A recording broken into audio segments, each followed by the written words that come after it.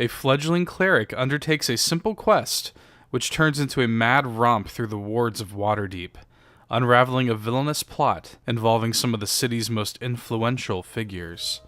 This is the ultimate heist adventure. But more than that, this is two idiots playing Dungeons & Dragons. Nerd Bourbon presents Waterdeep Dragon Heist.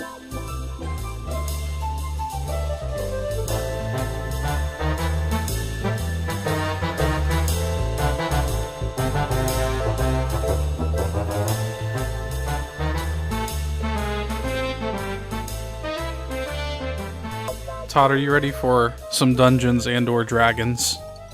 No. Too fucking bad. I don't want to play. No. Hello and welcome, everybody, young and old, to episode 1 of Nerd Bourbon presents Waterdeep Dragon Heist.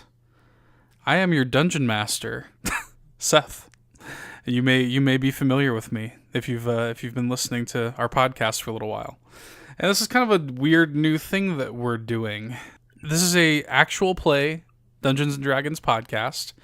Sort of we've done kind of like recordings. We recorded ourselves doing a kind of tabletop RPG, a Star Wars RPG a while ago, but this is going to be weird because this is going to be Todd and I playing kind of one-on-one. I've never DM'd for just one person before. I'm also going to be working off of the kind of official Dungeons and Dragons Waterdeep Dragon Heist book. Although I may be changing a few things. If you're familiar with the campaign, if you're familiar with the story, I'm going to keep kind of like the basics are going to be the same, but I am going to probably end up changing inevitably some things depending on how stuff goes. I don't know how long this campaign's going to go. I don't know if any of this is going to work. It may blow up in our face. I don't know, Todd, but we're going to try it out. So yeah, actual play Dungeons and Dragons podcast. I'm a little nervous because I'm just have no idea how this is going to go.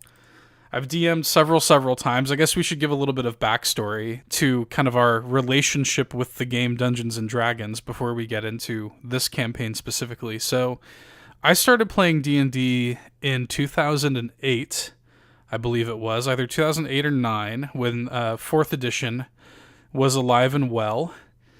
Fell off of it for several years, and then about 2 years ago I picked up 5th edition and have been DMing for my cousin Todd here and a couple of other groups in a kind of like 2-group in one universe campaign that I've sort of been working together for like the past 2 years almost. And yeah, that was your first introduction to the game, right? Yes. So Todd is a little bit of a newbie, but I mean, ultimately, you've been playing the game for like a year and a half now. Yeah, at this point, like sporadically as we do it. Yeah, so I mean, it's you know your way around 5th edition at the very least. So this is not completely new territory. But again, like I said, I've never DM'd for just one person, so this is going to be weird. And you know, maybe it'll work, maybe it won't. I don't know. We're gonna try it. Let's go over. Why don't you go ahead and introduce your character for us? My boy, my baby boy, your boy. Who's going to be our hero throughout this adventure? Alaric Stormchapel, a.k.a. Inarius. Where he is what the fuck is I can't read my computer. It's so far away. He's an how do you pronounce it? ASMR? I say ASMR, but it's, that kind of sounds like... That's I like ASMR, no. I mean, how much junk does Alaric have in the trunk?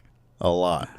I always say ASMR, but to me that also sounds like suspiciously like ASMR. But I say ASMR. I'll go with ASMR. Yeah, he is an ASMR cleric. Yes. So, and I'm going the war domain.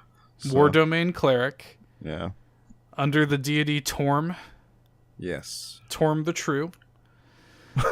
I wanted to give a little bit of context because you and I sort of worked out a little bit of a backstory for this character together. Yeah. Just as we were kind of gearing up to do this. So as we're kind of coming into this story, Alaric is a new initiate of what we're calling the True Heart Collective. And the True Heart Collective is sort of like it's kind of like a privatized guild of disparate adventurers that are sort of hired to be like problem solvers. they aren't necessarily mercenaries, but they are basically when you have a problem and you can't trust the kind of like city watch or local militia to sort of deliver proper justice, you call these guys, right? Because you know that they're going to handle it justly. To join, you must be competent at like investigating, you must be competent at fighting, and you must uphold the values of their chosen deity, who is Torm the True. So already you're in good shape there, Alaric. Members of the True Heart Collective are always kind of like on patrol, hiding in plain sight.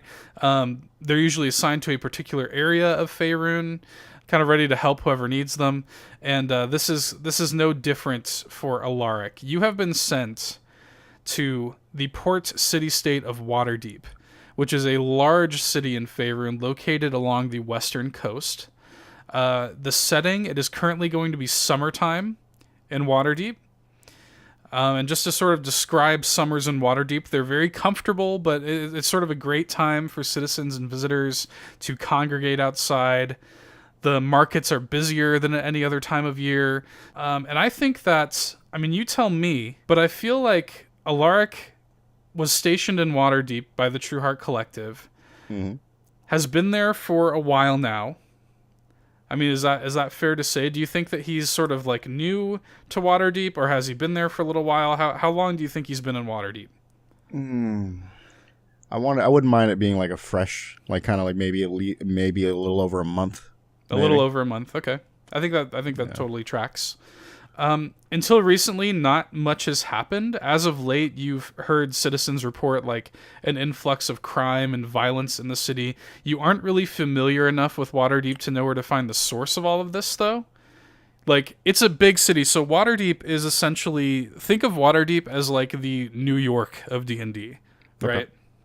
Like, there are rich areas, there are influential people, there are powerful people, there are also very poor areas. And it's sort of like, it's not really like a town or a village. Like, this is a city-ass city, right? You don't really know where to find the source of all of this just because you're so kind of green to the area. Like you said, you've only been there about a month or so.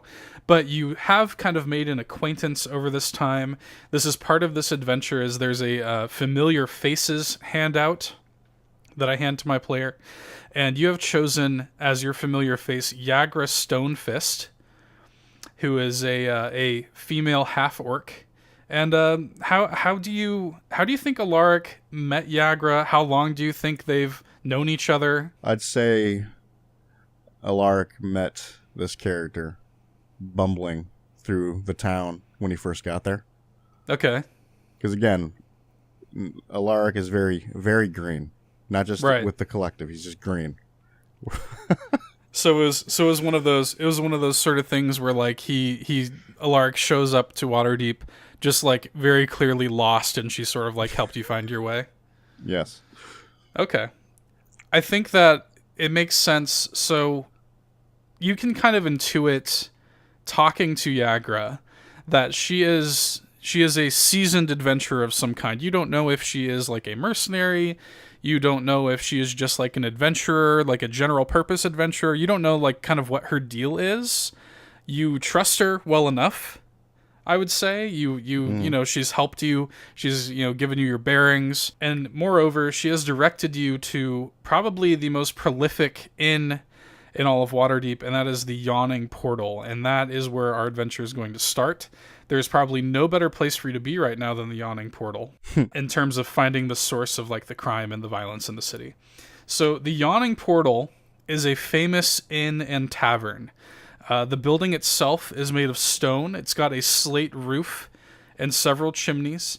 Most of the ground floor is taken up by the tavern's common room, which contains this enormous open well in its center that's like 40 feet wide in diameter. This well descends 140 feet down into the first level of what's called the Undermountain, which is this sprawling dungeon that is underneath Waterdeep. As a result of this, it is sort of like a huge hub for adventurers. Like, people are just like, oh, I'm fucking gonna take on the Undermountain, man. And so, like, it just becomes like, it just is like this bustling, huge tavern where, like, adventurers gather and drink and they take on the Undermountain, right? Mm-hmm. So there's this rope and pulley mechanism that's used to lower people into the well and hoist them out. The upper floors of the yawning portal contain kind of like these comfortable, nicely appointed rooms for guests. The proprietor is a retired adventurer named Durnan. He's a human. He's a man of few words. He's kind of getting up there in age now, but he still keeps an enchanted greatsword behind the bar in case something nasty crawls up from the well. I kind of want to know, what are you doing in this moment? You're here in the yawning portal. You're sitting around a sturdy wooden table, lit by a brightly burning candle, littered with plates that are kind of like cleared of food, and they're half-drained tankards anywhere. The sounds of gamblers yelling and drunken adventurers are singing bawdy songs, and there's like a barge strumming off-key in the corner. What do you think Alaric is doing here in this bar right now? Sitting back and observing. Just observing? Mm-hmm. There, he's ordered a drink, but he hasn't really touched it. Mm-hmm.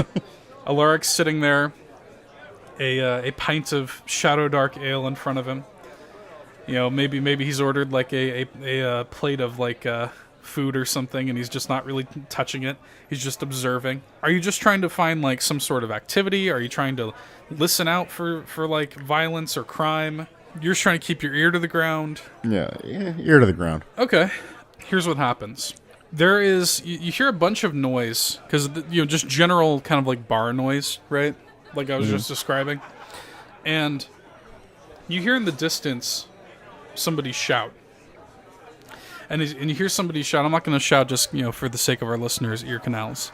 But you hear somebody say, "You pig, like killing my mates, do ya?" And you see a 7-foot-tall half-orc is hit by a wild swinging punch from a male human whose shaved head covered with eye-shaped tattoos. You recognize this person that's getting punched as Yagra. And 4 other humans are standing behind the person throwing the punch that are kind of like ready to jump into the fray. And Yagra sort of stands up and like addresses him and cracks her knuckles. And then she roars and leaps at him. And before you can see if any like blood is drawn, a sort of crowd of spectators starts to like cluster around this bar fight. What do you do, Alaric? I move in, try to see what's going on, and try to stop. I'm going to try to break up the fight. Okay. Specifically, are you are you just trying to push through the crowd and sort of like, are you trying to pull them away from each other? Are you trying, what are you trying to do here? Pull them away. Okay. So go ahead and let's do this. So you push through the crowd. You can see that as you kind of like work your way through the crowd, I think you like step up, rise from your table, and Alaric, you sort of walk up through the crowd. You can see that Yagra has got the guy that punched her like pinned to the ground, and she's just fucking like wailing on him. And go ahead and let's do a strength contest to see if you can pull her off of him. Okay. Let's see. Oh shit! What'd you get? Nat 20? Nah, same. I'm dead ass. Did you really? I'm dead ass. Holy shit! We both just rolled a nat 20 first roll. Oh my god! What's your strength modifier? Strength modifier should be +2. No. Wait. Yeah, +2. Okay, so she just beats you by 1 point. Hers is +3. So, so here's what happens. You come in and you get a hold on her, and you manage to actually pull her off him. She's kind of like fighting though. She's still definitely like fucking like punching the air, and you do manage to get her off of him though, and she kind of like looks back. She's like, this is a good question. Does she know you by Alaric or Anarius? Because that's something that we should have said. Anarius is sort of your like alter ego, right? And yeah, Anarius is the name that I've chosen for myself. Right. So I don't think I trust her enough for her to know the name I was born with. Yeah. So she knows me as Anarius. Totally fair. Okay. So she sort of like you managed to get her off of him, and she's like, she sort of is like shaken by this. She's like, Anarius, thanks, but what the fuck? This dude just punched me. Why'd you step in? I think he's had enough. Think he's had enough? What about them? And she points to his buddies. There are 4 other thugs. And let's go ahead and get some initiative. I have an initiative modifier. Where's that? No. So that'll be 11. All right. So we're going to call these guys thugs 1 through 4. Good. First in the order is thug number 2. Now we're not gonna, this is a very entry level sort of bar fight, so it's not gonna go too far. But so here's what happens. Thug number 2 is going to come after you, Alaric, with a, let's say he's going to raise his. You know what? I think this should just be unarmed attacks. I was actually going to ask you that because this is a bar brawl, right? Yeah, this is a bar brawl. I'm not going to bring out my warhammer and smack the shit. Yeah, so I think I'm just going to stick to unarmed for most of this stuff. I forgot how good your AC is. Shit. Yep, that is not going to do it. Yep. He runs at you and takes a swing and completely fucking misses. And next up is Yagra, who is going to throw a punch. Yeah, so that guy that just that just ran up to you, Alaric, and missed, she comes around and just uppercuts and knocks him out 1 punch. just fucking decimates him. Okay, and you are actually next in the order. Okay. So who's left? We got Thug 2. Was Thug 1? We got 1, 3, and 4. Okay, I'll go after him. I'll go after Thug 1 here. So 17 plus 4. So that should hit. Yeah, that'll just slightly do it. Well, yeah. And then I'm also, just for the hell of it, I'm gonna do my War Priest action. Okay. Do another. And that is going to be. That's gonna hit as well. So it's gonna be a quick boom boom. Boom boom. What's the damage on that? So that'll be 3. So 6 points of damage. So if I'm hitting twice. So. And which thug were you attacking on that? Thug 1. Thug 1. Okay. So yeah, you run up to him and yeah, do that 1-2 punch and knock him out flat. Thug 3 is up next. He rolls 19. That'll hit if he's. I think that hits. Yeah. Yeah. Okay. He hits you for just 2 points of damage. Okay. Manages to, I think he manages to get a piece of your face there and kind of puts his full weight behind his punch. And next up is going to be Thug 4. Gonna try to do the same thing. He runs up at you and swings and misses and falls to the fucking ground as I roll a nat 1 there. Next up is Yagra. So we're just gonna keep this moving. Okay. Here's what Yagra does. She comes, and this is going to be interesting doing this kind of one player D&D because combat's going to move so quick this. So Yagra, the dude who fell on the floor, Yagra picks him up and she fucking flings him across the bar, and he actually goes sliding and hits his head and back against the side of the well of the yawning portal, and is knocked unconscious. And as this happens, actually. I think Durnan, the proprietor, sort of catches wind of this, and the main guy, the guy that sort of attacked Yagra in the first place, is starting to come to, and actually was about to draw weapons, and Durnan caught sight of this, and Durnan raises his greatsword from behind the bar and points it at him, and he says he's pointing his greatsword at him, and he says, "Krentz, out." And he and his flunkies sort of gather themselves and leave the yawning portal. I think Yagra sort of looks at you for a second as this happens, just nice work back there. You all right? Yeah, that wasn't too bad. Not too bad. Not too bad. Hopefully we don't make a habit of this. Sort of collects herself for a second, and there's a beat, and then all of a sudden you hear some patrons starting to scream. And when you look behind you, you see that there is a hulking creature climbing out of the shaft in the middle of the tap room, out of the well. This monster has got this warty green skin, and it has a tangled nest of wiry black hair and a long, sort of carrot-shaped nose, bloodshot red eyes, and it bares its yellow teeth and howls at you. And you can see that about a half dozen bat-like creatures are attached to its body, and there are 3 more circling above it like flies. And everyone in the tavern is kind of like screaming in fear, except for Durnan. And he looks at him calmly and just says, "Troll." Let's re-roll initiative for this. Okay. I think that makes sense. All right, that'll be 13. So here's what's going down. So you got this troll here in the middle of the tap room. Even though you're kind of green, you still recognize some of these monsters when you see them. These creatures that are attached to this troll, they're called Sturges, okay? There's these sort of like bat-like things. They're attached, 6 of them are attached to the troll, and they're just like fat and bloated, having drained just like copious amounts of the troll's blood. And those 6 kind of like fly back down the shaft to digest their meal a little bit. Okay. And the troll looks like, at first, like it's sort of like weary from just having so much of its blood drained. But it isn't long before it starts to regenerate, and most of the tavern patrons are sort of like cowering in fear, fleeing, taking cover, and you see the remaining 3 Sturges kind of like running off and attacking like nearby patrons. Durnan kind of like grabs his greatsword, leaps over the bar, and looks at you and Yagra.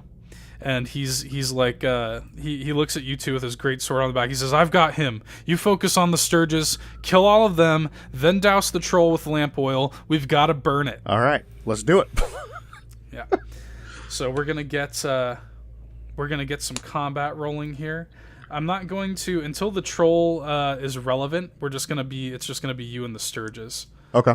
Essentially, and Sturges are little bitches. So, first up is going to be Sturge number 3, who is currently trying to drain the blood from a patron, but sort of takes notice of you, and comes at you, Alaric, with a 20 to hit.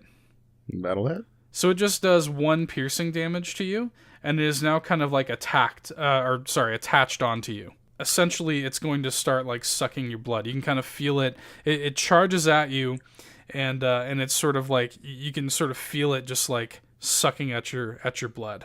Sturge number 1 is up next. It's going to attempt to do the same thing to Yagra, and misses. It goes to fly at her, and Yagra manages to dodge and avoid its attack. And you are next in the order. Well, I'm gonna have to make a strength check. You could totally make a strength check to try to pull it off, or you could just like straight attack it. However you want to roll with it. Screw it. I'll straight attack it. Okay. Yeah. So it's basically, I want you to think of it as like a combination like bat mosquito. So it kind of has like a long like snout that it has attached to you right now, that is sucking at your blood. And so you can still attack it without like hurting yourself or anything dumb like that. That'll be I can use my warhammer now, right? Correct. Totally. Yeah. Right, so that'll be a 15 plus 4 to hit. So fuck yeah. Fuck yeah, it does. I gotta remember which one's the D8. D8's the diamond looking one. All right, that'll be 10 damage. Oh yeah. Yeah, you swing your warhammer and it just like basically a spray of like red mist is left in the air. Getting my blood back? No. That thing is fucked. Yeah, basically, right? You're just like Alaric just like with blood like raining on him. Woo! Yagra is next in the order. She is going to attack with her mace. That is a 20 to hit. She defo hits. And it's actually impossible for her not to kill this one. So she runs up at another Sturge that's sort of like flying, looking down at some patrons. She kind of rushes up to it, jumps on a table, and in midair just like smacks at it with her mace. And it just fucking bursts into nothing. We got one more Sturge. Let's see if it can do something before getting fucking decimated.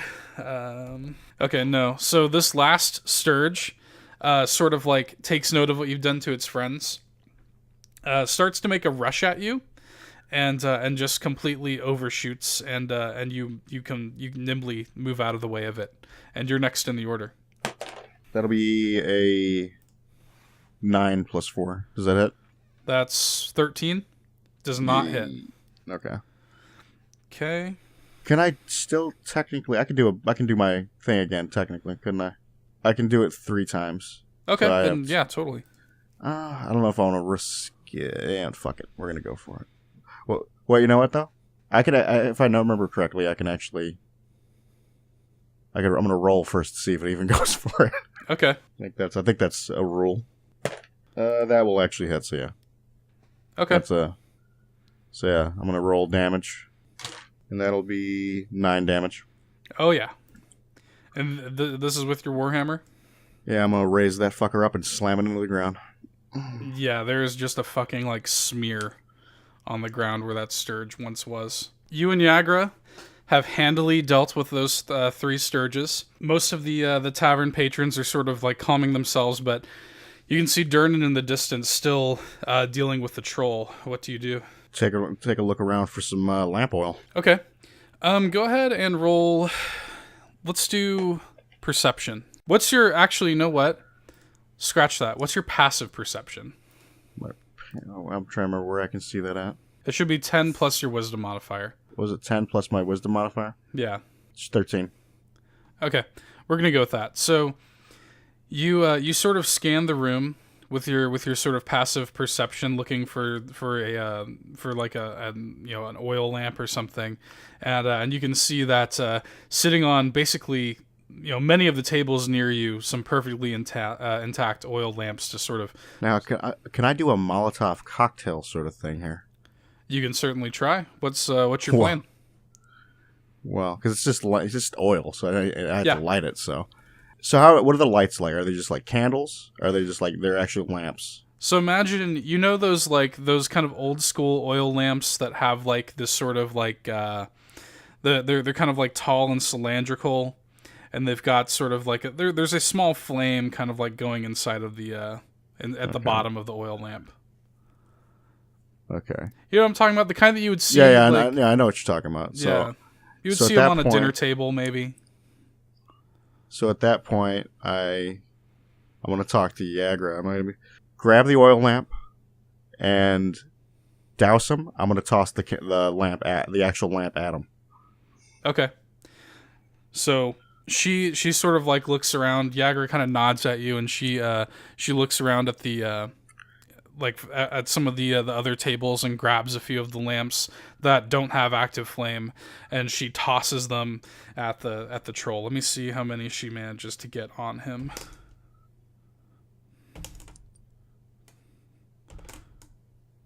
Okay, so I'm gonna say that she feasibly was able to grab like 3. She managed to land 2 hits on the troll with oil, so he is pretty well covered in oil right now, and you've got a lit lamp in your hand. All right, we're gonna roll just a d20 for this. We're gonna roll that as if it was like a ranged attack. Okay. So that'll be a 14 plus 4, I guess. Yeah. Yeah, totally. Are you gonna like warn Durnan that you're about to throw it, or? Oh yeah. No. Look out, bruh. So as you say that, Durnan sort of like sees what you're gonna do, nods, and like kind of does a quick like sidestep, and you throw the lit oil lamp, and the troll with a screech is sat on fire, and it's fallen down to the ground just nice and crispy. Everybody's sort of cheering. Durnan comes up to you and nods and says like you fought well. And as a matter of fact, there's a patron of the Yawning Portal who is a medic and restores your hit points back to full. Okay. So, and as a matter of fact, we're going to do something a little bit different just to give you a little bit of advantage in combat. Normally you would not have this yet, but I'm going to go ahead and raise you to level 2 at this point. Since you just did a relatively big combat encounter, the only thing I want to know is what your new health is going to be. That's going to be 15. Okay, so you went from 9 to 15? Yep. So you're now level 2. So ding level 2. Well, I want that noise.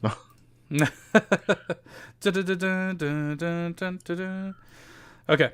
People are kind of cheering. A medic has healed you back to full.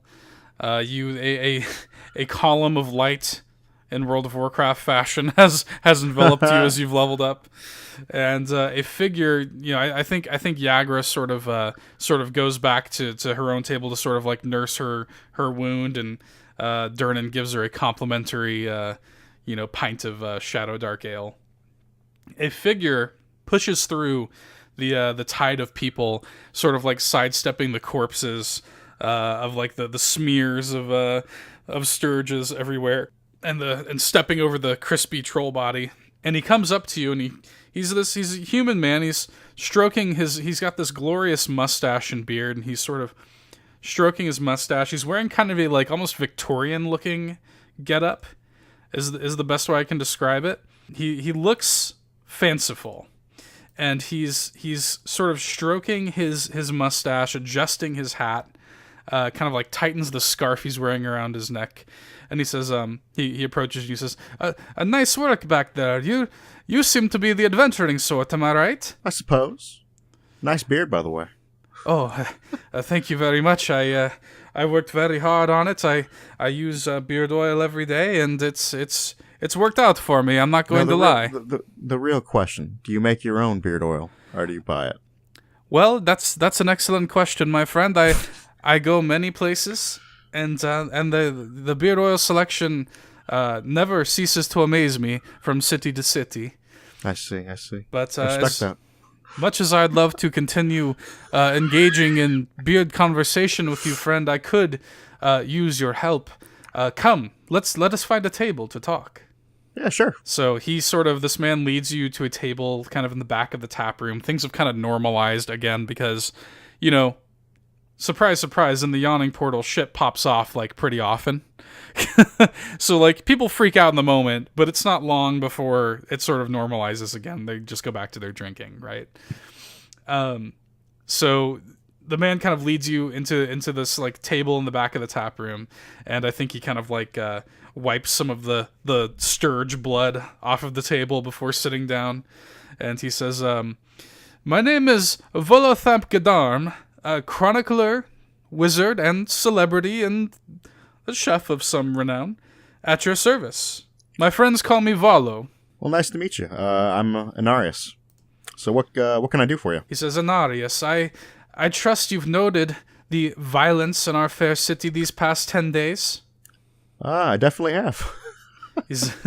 He sort of like acknowledges. He's like, I appreciate your candor. You're clearly an experienced adventurer. I have to tell you, Anarius, I haven't seen so much blood since my last visit to Baldur's Gate. But I fear I have misplaced a friend of mine amid these audience malevolence. So you need help finding a friend? I do. If you would be so kind, I will make it worth your while. Yeah, just give me the details. Like, where'd you lose your friend? Like, what's going on? Well, my friend's name is, and promise you won't laugh. Don't laugh. I promise. My friend's name is Floon Blagmar. He's not a smart cookie. He didn't have a good time in school, as you might imagine with a name like Floon. Actually, a little bit of a common name around these parts, but it doesn't make the mimicry any easier. Floon has more beauty than brains, and I worry he took a bad way home a couple nights ago and was kidnapped or worse. If you agree to track him down with all due haste, I can offer you 10 dragons right now, and I can give you 10 times that when you find him. And as far as where I last saw him, I last saw him at the Skewered Dragon. I see. Well, I'm in. He says, I met Floon for drinks at the Skewered Dragon 2 nights ago. We drank for a couple of hours, and then I left, and that was the last I saw of Floon. I haven't heard from him since. If you're in, if I can prevail upon you in my hour of need, yes, I would be very grateful. It's no problem. I will find your friend for you. He says, That was shockingly easy, Anarius. I appreciate your help. And I'm always ready to help others. So he hands you a small pouch that has 10 dragons, which is sort of in Waterdeep gold, essentially. Dragons are the currency. So he hands you essentially 10 gold and is basically promising that if you return Floon, returned alive, you will be given 100 gold. all right. Floon is a handsome man, sort of early 30s, wavy, fire blonde hair. He's sort of, last I saw him, wearing a sort of princely garb. And the Skewered Dragon is where I last saw him. It's this sort of dark body tavern in the Dock Ward, which I recommend you start your search there. The Skewered Dragon can be found on the corner of Net Street and Fillet Lane, that is, in the Dock Ward. All right. And I think that is where you should begin your search, Inarius. And again, I thank you very much for your help. It's no problem. Okay, so what's the plan? Go talk to Yagra. Okay, what do you say to her? We want to make some money. Yagra sort of is like nursing her head because she did take that punch from that dude earlier, and she's kind of like taking a drink from her sort of like flagon of Shadow Dark, and she says, "Always, what's going on?" Guy hired me to help him find his missing friend, and he's given me 10 dragons up front. Gonna give me 100 once I return them. Maybe we go 50-50? I mean, that sounds good to me, but I mean, how do you know this dude's not yanking your chain? I mean, how do you know he's even going to pay you when you get back? That's why I'm bringing my half-orc friend. She says, "Well, I guess that's fair. You ready for another bar fight when we get back?" Always. Because it sounds like we're going to have to kick this guy's ass. So what's the game plan? Where are we going to start looking for this guy? Oh, shit. What was it called? Skewered Dragon. The Skewered Dragon. I've heard of it. It's a tavern. It's in the Dock Ward. I've actually been there several times. I'm pretty familiar with it.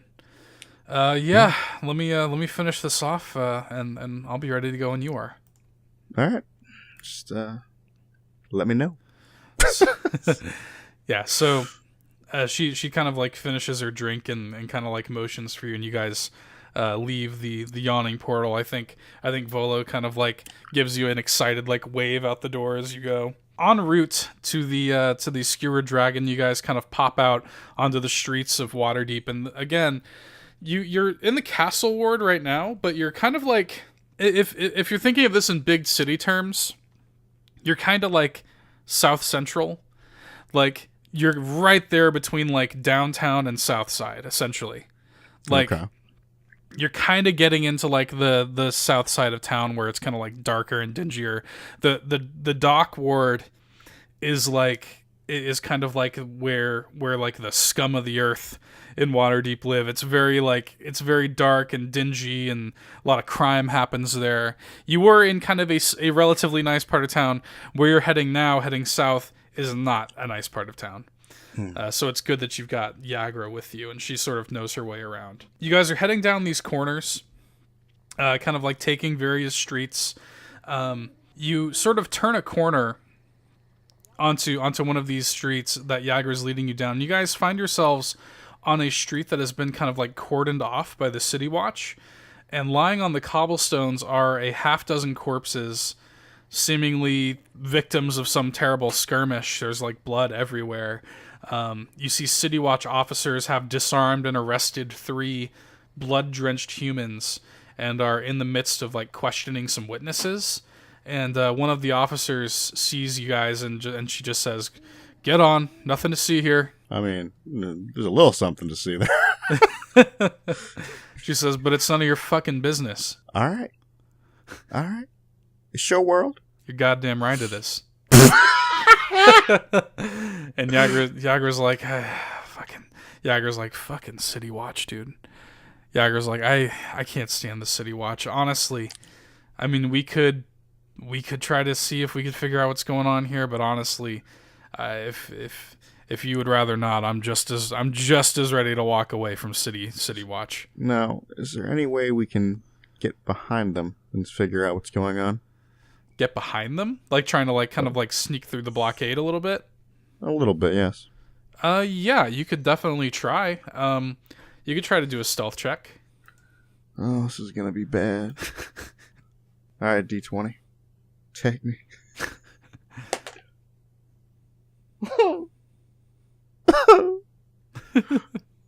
10. Yeah, so you try to kind of like tiptoe behind and sort of sneak behind the sort of blockade of City Watch guards. There's about a dozen of them there, and like I said, they've got three men kind of disarmed. They're sitting with their forced to kneel with their kind of hands on the back of their heads, and the like one of the guards sees you. He's like, "What the fuck are you doing? What is your business here?" I'm just trying to make sure a friend of mine wasn't caught up in this. A friend of yours? Dead bodies. These dead bodies. You want to look at the dead bodies? A little bit, yeah. What the? Why? Because a friend of mine went missing, and I'm looking for him. Did you file a missing persons report? It just happened last night. Go ahead and roll persuasion. That's going to be 21. Okay. He says, all right, you know what? Fuck it. Don't talk to my prisoners. Don't get anywhere near my prisoners. Got me? Yeah, no problem. I appreciate you. You can look at the bodies all you want. Go nowhere near my prisoners. All right. Okay. You do a good job.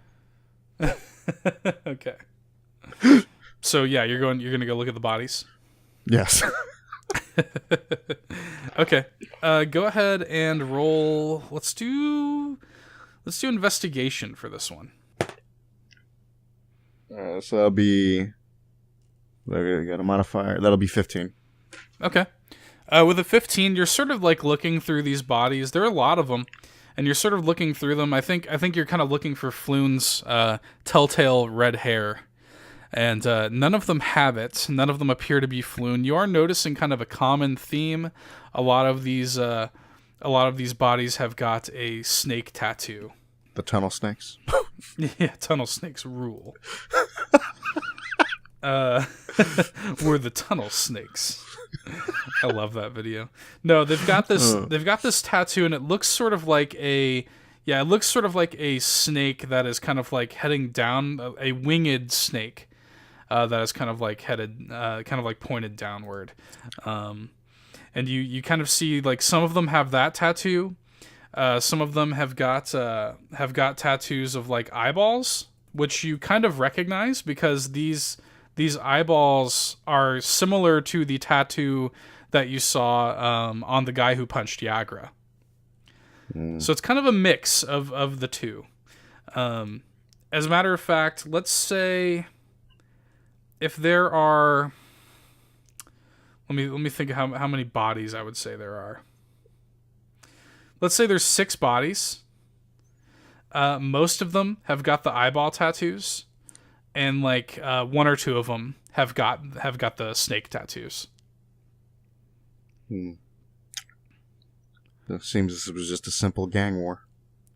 Yeah, and actually, if you want, go ahead and roll perception. 16. Okay. I'll give you this too. The guys that they have kind of like being held, like kind of forced to kneel with their hands behind their head, all 3 of them have got the snake tattoo on the back of their hands, that you can kind of see as you're kind of looking away from the bodies. So that is what you've got at the moment. What now? At this point, I'm just gonna continue on my way to the skewered dragon. Okay. Yeah, so But before then, I do want to talk to Yager. Okay. Yager says... So I think Yager was kind of still waiting outside of the barricade, and she says, what's the deal? Was he in there? He was not. He seems like these guys were involved with buddy that punched you. You mean one of the Xanathar? That's what they are called. The eyeball guys, right? Yes, the eyeball guys. And then we got the tunnel snakes over here, too. Yeah. The snake tattoos. Yeah, that's the Zentarum. I'm very familiar with them. But Xanathar, they're a bunch of assholes. Yeah, they're a bunch of assholes. Yeah, all this really was a gang war. That sounds about right. The Zentarum and the Xanathar, they've been at each other's throats for a while now, and that doesn't necessarily surprise me. As long as our guy's not in there, I say we move on. Yeah, he's not. But I have a question. What started that fight? What fight? The bar Your fight? Yeah. You can see she looks a little like uncomfortable when you ask that. And she's sort of like, let's just say that me and the Xanathars don't necessarily get along. All right. Let's go on our way. Okay. So you're not pushing any more than that? Not yet. That's fair. Okay. So she sort of like nods and continues leading you through the dock ward. And again, the dock ward is just kind of an unsafe place. There are these kind of like tall, densely packed tenements that leave most of the neighborhood in shadow. A lot of the street lamps have actually had their glass smashed and their candles stolen. Candles are actually a little bit rare in this area, so a lot of people just smash the glass and straight up steal the candles. You can kind of smell the salt air coming out of the dock, and it just looks like shit. There's just rows of like rundown buildings, and you're now kind of like at an intersection at Fillet Lane, which is where you want to be. You're on the corner of Zastro Street and Fillet Lane, and there's not something kind of catches your eye. It's a shop that stands out from all the other buildings because it has this sort of deep purple facade, and in its window hangs a stuffed beholder. You know what a beholder is? Yes. So above the door, there's a sign like with elaborate lettering, and it spells out Old Zoblob Shop. XOBLOB. Old right. Zoblob Shop. And Yagra sort of was like, never been inside. I've seen it several times. I mean, maybe there's somebody in there that knows something. You want to stop in? You want to keep going? What do you want to do? You're the boss. I'm curious. I'm curious. Let's go check this out. Okay. As you walk in, a cloud of lavender-scented purple smoke trails out of the shop store as you go inside. Every wall inside is painted purple. There's a bunch of like dusty knickknacks on the shelves. They're all dyed a deep purple color. And sitting on the counter, cross-legged, wearing purple robes, and smoking out of a sort of like calabash pipe, you see this bald, kind of hairless old gnome. His cheeks are decorated with 9 purple face-painted eyes. And the gnome kind of like, he lowers his pipe and he exhales a cloud of the smoke before raising a hand. And he says, hail and well met and all that. Come browse the shelves of the most curiosity shop in the world or whatever. And then continues smoking his pipe. That was a good sales pitch. He says, "Yeah, all right." Hey, guy. What can I do you for? I'm looking for someone. Floon, blah blah blah blah blah. You gotta be a little more specific, buddy. There's a lot of floons around here. Fiery redhead. Like he's a redhead. Dresses nice. Kind of slow. I don't know. I mean, my tongue might be loosened a little bit if you get my drift. I may have seen something. I don't know. What's it gonna cost you? What's it gonna cost me? I got 2 interests, buddy. I got I like coin, and I also like purple things, as you can tell. And he motions to just the shop. Again, it's just filled with purple shit. He says, or maybe you want to buy one of my trinkets, and I throw in a little tidbit of information for free? We can work something out. What sort of trinket you got? He kind of like jumps excitedly off the counter, almost like, oh fuck yeah, I finally get a customer. And he sort of like runs up to the counter and he's like, I've got oh my god, I've got some good shit. I've got some real good shit. And he excitedly grabs a trinket, and it looks like a jeweled warthog. Like it looks like a kind of like jeweled warthog, but it's covered in like purple gemstones. And he says, "This is real cheap, real cheap. It's 3 gold pieces. Mm-hmm. Hey, High quality, high quality." He says, "Is there something particular? Look, I'm a trinket shop. I got all kinds of stuff. Your old buddy Zoblob. Anything in particular you're looking for? What are you into? Tell me a little bit about yourself. Let's become friends. What's your name?" Name's Anarius. Anarius, what are you into? I'm sure we can find something for you. Trying to figure out what Anarius is into. It could be literally anything.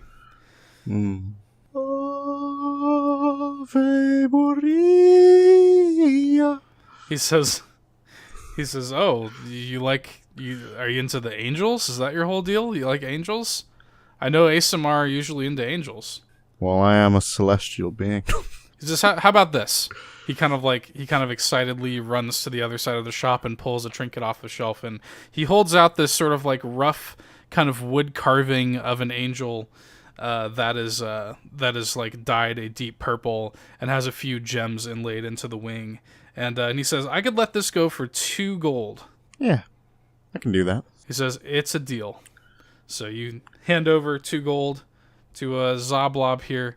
And he says, "Now, in terms of information, you're looking for a well-dressed guy, you said, with red hair.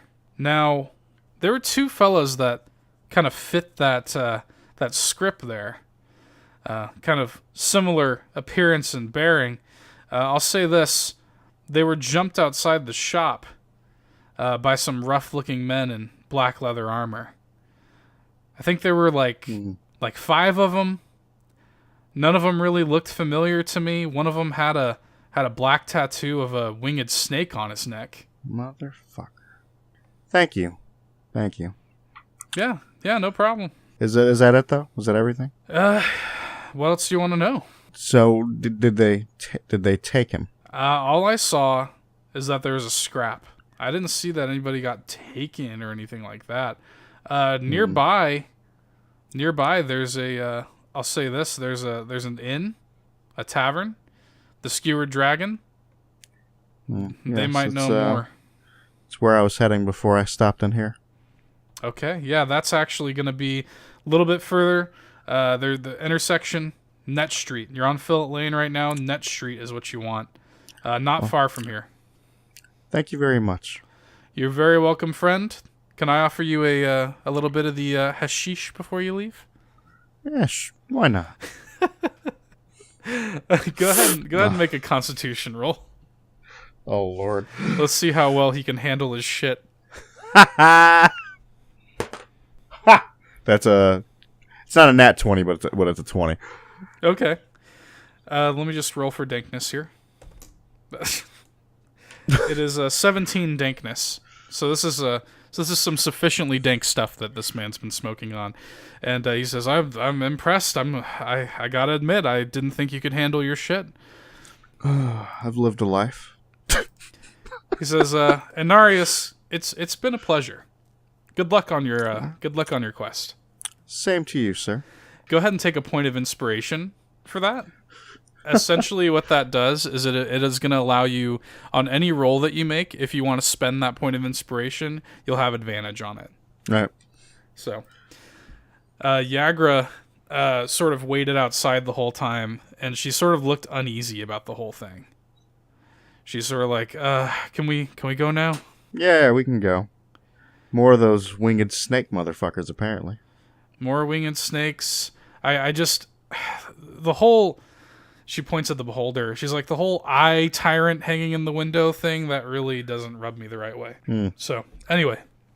Net Street, just right down here. Let's go. All right. The Skewer Dragon, it faces an alley that kind of runs between Net Street and Phillip Lane in the dock ward. And you kind of like this place, this tavern, it looks like a ruin. Both of its front-facing windows are smashed. There's a giant ship's anchor that is like lodged in the roof. And through the windows, you can see that there are just some like rough-looking dudes, just fucking haggard. Like, they look like sailors and criminals. They just a rough sort. And you can see through the broken windows that they're kind of like all drinking and yelling and kind of just being rough, kind of roughhousing, drinking from huge tankards. And what do you do? Anybody here know Floon? They sort of, most of them don't even acknowledge you, and I think a few people kind of look up and they're just like, fuck off. And, so one of them stands up and says, "What do you want with Floon?" A friend of his is looking for him. Joke's on you, buddy. My name's Floon. I don't got any friends. Well, I'm not surprised by that. I know many Floons. I'm just one of many. He's a pretty looking Floon, unlike you. He sits down and he's just like, oh, fair enough. These guys are sort of like they're not really giving you any quarter. They're just sort of like fuck off. A lot of them kind of just like turn back to their drink. There's a barkeep. There is a barkeep. Yes. Right. I'm gonna go talk to them. Okay. What do you say? So, I'm looking for a guy, redhead, dresses very nicely, and from what I understand, I was at the this beholder shop further up the road, and he was apparently attacked. I'm just trying to figure out what happened. Go ahead and roll persuasion. Nat 20. Holy shit. Okay. Fuck. So you approach this barkeep, and the barkeep kind of looks at odds with the rest of the shop. He's like this thin, kind of like half elf with sort of dark gray skin, kind of like cleaning the bar and not really paying much attention to the rowdy patrons. Like, he's clearly kind of used to it. And he says yeah, I think I remember seeing people that match that description. Redheaded, well dressed, you say?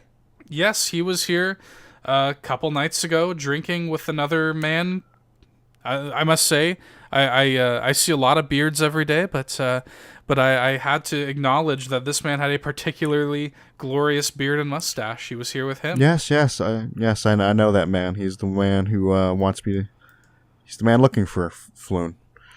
So a lot of people know him as Valo. He's Valo's a little bit of a celebrity around these parts, and if you don't know him, you soon will. Valo and his beard are well remembered. He writes books, Really? So anyway, he left. Valo left, and your friend, I heard you asking for Floon. Floon is his name. Yes.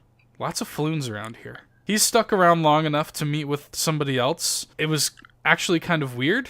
They look pretty similar. It was Rainier Neverember. You kind of recognize this name, Neverember. The Neverember is the name of the... So Waterdeep is kind of ran by this like council of people, and at the center of it is what's called the Open Lord. And Waterdeep's previous Open Lord is somebody named Daggelt Neverember. And when you hear the barkeep mention the name Rainier Neverember, you hear one of the patrons kind of be like, chip off the old block, that one. Just another spoiled rich noble. Likes to rub our noses in it. You know where this guy's at? Anyone? He says, the barkeep continues, yeah, Floon and Rainier drank, played a few rounds of Three Dragon Ante before leaving. They left around midnight. 5 men followed them out, and I don't know what happened after that. The men who left after them haven't returned since. That's all I've got. Does anybody know anything about the 5 men? He sort of addresses the bar. The 5 men that followed those 2 the other night. And the guy, the first Floon that you talked to, he sort of pipes up and he says, I've seen him a few times. They go to this warehouse on Candle Lane. Look for the snake symbol on the door. Thank you, Floon. You're cooler than I first thought. He says, yeah, bitches love me. He says, if you find, us Floons got to stick together. Just help Floon, all right? From one Floon to another. I got you, fam. All right, and you've got your instructions. Next stop, building on Candle Lane.